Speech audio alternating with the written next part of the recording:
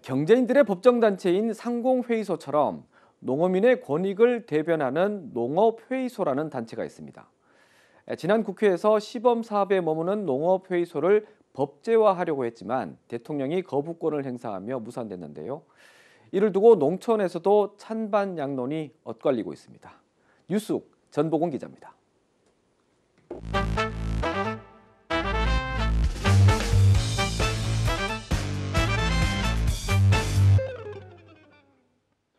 농어민 대표기구 설립을 골자로 한 농어업회의소 법입니다. 지난 21대 국회 마지막 본회의에서 야당 주도로 이 법안이 통과됐습니다. 2013년 국회에서 법안이 발의된 뒤 11년 만에 제정을 앞두고 있었지만 대통령이 거부권을 행사하며 폐기됐습니다. 시범 사업을 시행한 지 14년이 돼가지만 농어민 참여율이 낮고 지자체 예산의 재정을 의존하고 있어 자율성이 떨어진다는 이유에서입니다. 과거 난립해 있던 농업인 단체들은 2013년 이후 주요 연합체를 중심으로 체계적으로 재편되어 정책 결정에 참여하고 있어 농업회의소와 같은 별도 조직의 설립은 중복성과 갈등만 초래할 뿐입니다. 현재 전국 농어촌 160여 곳 가운데 농업회의소가 설치된 지역은 25곳. 그동안 법적 근거가 없어 대표성이 떨어지고 예산과 인력을 운용하는 게 쉽지 않았습니다.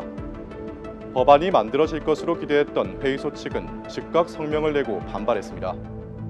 우리나라에 공적인 역할을 하면서 보조금 받는 곳이 농업회의소밖에 없나요? 법률로 규정된 공적 지위를 농업회의소에 부여함으로써 관변단체가 아닌 공공의 대의기구로 자리잡게 하자는 주장이다. 농민들은 자신들의 의견을 수렴하고 정책 결정 과정에 반영하려면 대의기구는 필요하다고 말합니다.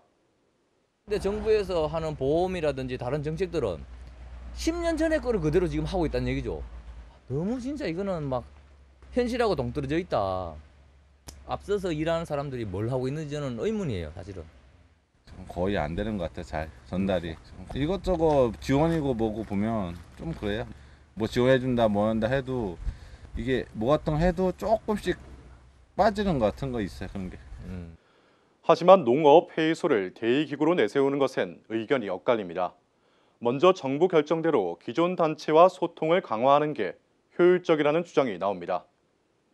지금 뭐 농가들이 뭐 한두 군데 최소한 뭐 많게는 세 군데까지 그 단체에 가입하고 있을 건데 굳이 뭐 상공회의소 농업 상공회의소라고 해서 또 거기에 가입하고 또 거기에 한 곳에서 집중적으로 얘기를 해야 되지 두 군데서 똑같은 농민을 대표하는 단체인데 이 사람들이 얘기를 풀리게 하면 정부에서 헷갈리잖아. 어느 말 들어야 될지. 반면 농어민의 흩어진 목소리를 한 곳에 모을 필요가 있다는 의견도 있습니다. 전체 농어민 가운데 특정 단체에 속하지 않은 대다수의 수요가 정책에서 배제되고 있다는 게 이유입니다.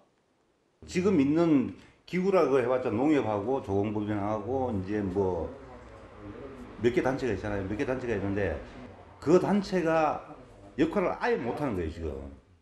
모든 게 힘이 좀 실리려고 하면 뭐 단체를 만들어 가지고 뭐 정부에 자꾸 건의도 하고 뭐 힘이 실리려면은 제 생각은 뭐 만들어야 된다고 봅니다.